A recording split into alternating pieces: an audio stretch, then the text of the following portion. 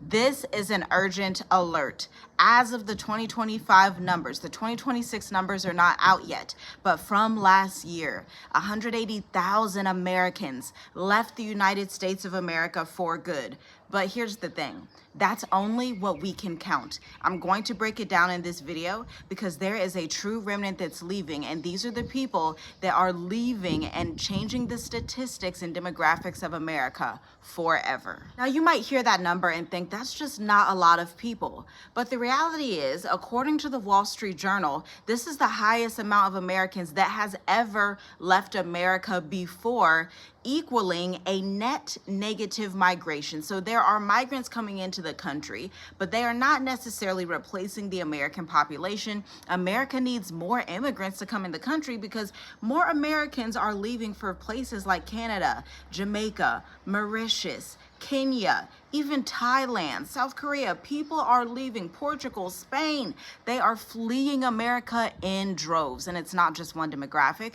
It's whites, it's blacks, it's everybody in America that feels the pressure, that feels that something is not quite right. In fact, according to the Wall Street Journal, those 180,000 Americans were tracked to just 15 core countries in 2025, but not every country had released their demographic information, which means the real number is almost certainly much higher than we know. Americans are changing where they believe opportunity exists because for decades, Americans knew that America was the top country for opportunity. It represented the destination to be. I mean, have you heard of that phrase in the Bible of Mystery Babylon, getting everyone to be drunk on her splendor and everybody wanted to be there? That is likened to America because Mystery Babylon similarly had people wanting to go there. It was the top dog. It was like the ancient Greek days. Like, think about it. At one time, Greece was an ancient kingdom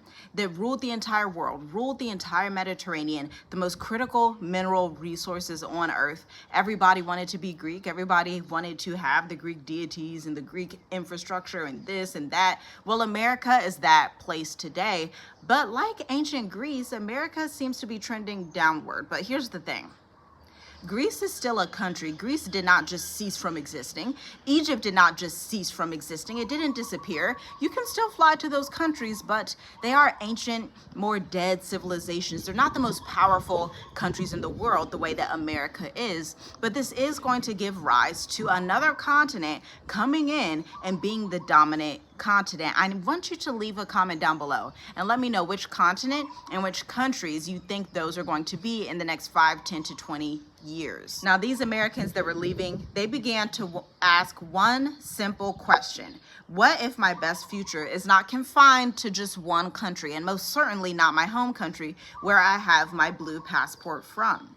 Because once someone starts to begin to ask this question, well, they start researching residency pathways, dual citizenship, taxes, banking, online business, safety, cost of living, investment opportunities, international healthcare, asset protection, and suddenly relocation doesn't sound that far off. In fact, relocation sounds like it's easier to move than to stay in a place that is falling. Now, when we say falling, we need to get a definition. I'm going to use the definition that I and my family use because we are Journey With Us. We've been outside of America for 6 years on the continent of Africa between Tanzania and Mauritius exclusively. Without hopping everywhere, without going back, we like to acquire residencies in the countries that we live in so that we can stay long term and enjoy the benefits of being American outside of America. Number one, when I look at a fallen society, number one, I'm thinking culture, okay? I'm thinking culture because I am a mother of 6 children, ages ranging from 14 down to a couple months old. So I want to think about culture, how the society is, how the society operates. Do they love children? Is it functional? Is there a bunch of LGBTQ programming? Is there a bunch of nudity programming? Are there just strange, perverse things? Are there occult things in the media? Strange things happening? Do my children feel safe in that country? To me, if a country does not meet those standards, including my home country of the United States of America, then it is a fallen society. Now, of course, America is not the only fallen society, but it is the top dog fallen society by that standard alone. Number two, I'm looking at passport power. America is still in the top 10 passports, to be honest with you, but it's number 10, okay? America used to be number 1 back in, guess what, 2014, 2015, but it's now 2026, and a lot of things can change in the span of a decade. You know, if you're looking at life right now and you're like, wow, the McDonald's down the street has changed, these apartments are changing in my neighborhood, the AI data centers are changing, you're looking at the next 10 years and you're like, this has to make sense. Well, my friend, I want to invite you to the Mature Adult Intensive and the State of the Diaspora. Check out the links in the description for both. Pause. See, I know that you have been looking up how to generate income online, how to make money online. You need an extra 5K, 9K per month, whatever it is. And you know AI can do a lot of things. Now, I'm a 10-year entrepreneur. I own a retention marketing firm, and I have worked with some of the biggest clients that exist, not only within Black-owned businesses, but now also Fortune 500 companies. But I would love to teach you to do the same thing. I mean,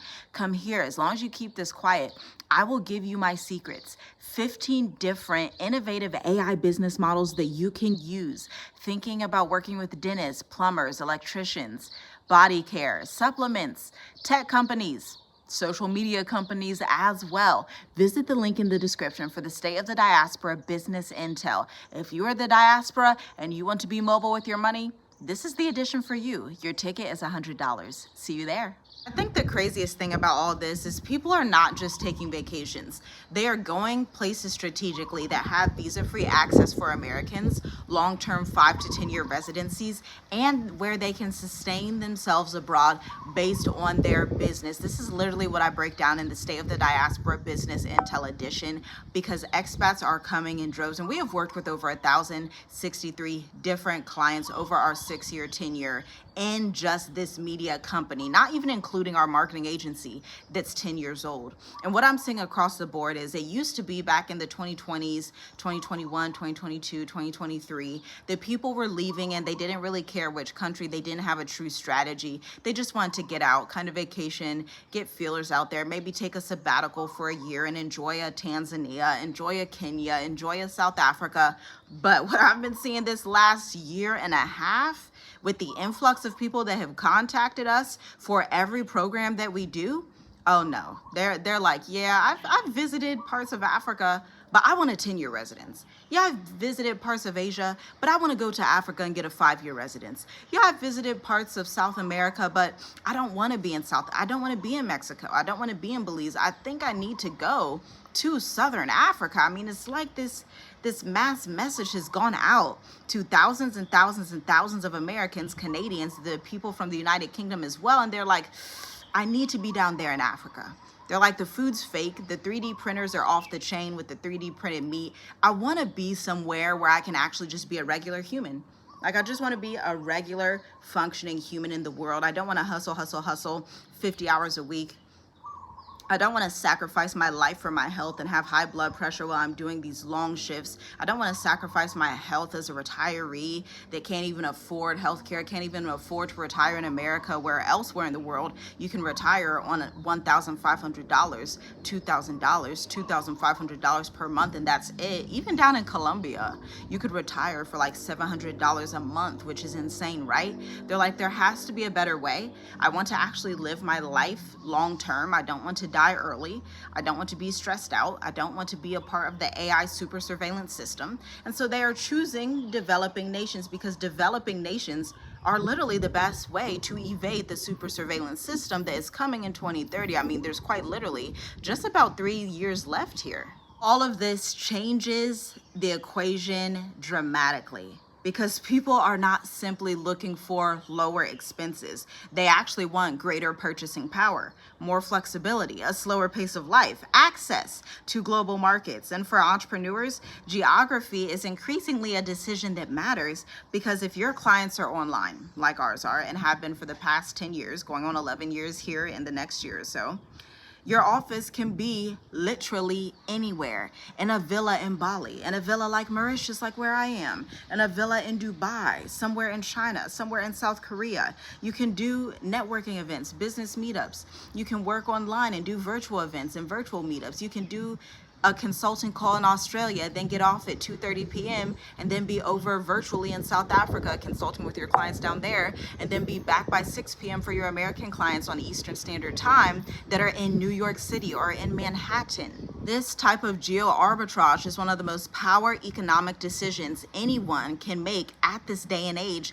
whether they're an investor, a retiree, or an entrepreneur. There is this thing in the world where people are tired of technology, tired of being under super controlled surveillance, and they just want to be free. People just want freedom. Like, it's not even about the money, honestly. They understand money is a tool, money is available, money is something that you must use on this earth, but the true wealth is their freedom, their health, their ability to live with their family abroad, their ability to literally wake up every morning. We have one client who wakes up every morning and just walks on the beach every day because she's 7 minutes walking away from the beach.